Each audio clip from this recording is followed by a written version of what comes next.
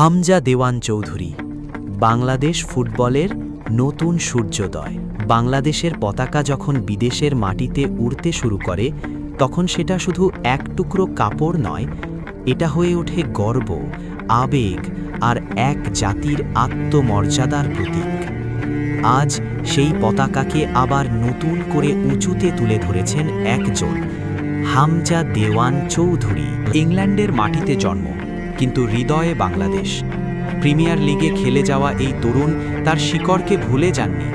তিনি বুঝে গেছেন, রক্তে যখন বাংলাদেশ, তখন ফুটবল শুধু খেলা নয়, এটা এক প্রতিজ্ঞা। যেদিন হামজা বাংলাদেশের জার্সি গায়ে তুললেন, সেদিন যেন পুরো দেশ একসাথে নিঃশ্বাস ফেলল। একটা নতুন আশার বাতাস বইতে শুরু করল। মাঠের প্রতিটি ট্যাকল, প্রতিটি পাস, প্রতিটি গোল, প্রতিটি দৌড় যেন বলছে, আমি লড়ছি তোমার জন্য।